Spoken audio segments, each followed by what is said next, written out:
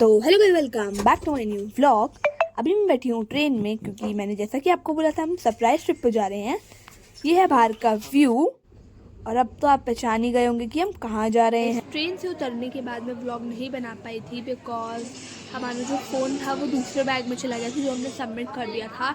फिर हम फ़ोन लेके आए। अब जब हम भवन पे आ चुके हैं और अभी हम थोड़ा रेस्ट कर रहे हैं, अभी हम जाएंगे मत्था टेकने। अभी मैं आपको बाहर का व्यू भी दिखाती हूँ।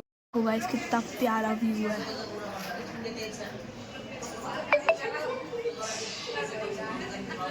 मैं आपको अपना पूरा फुल आउटफिट दिखाती हूँ।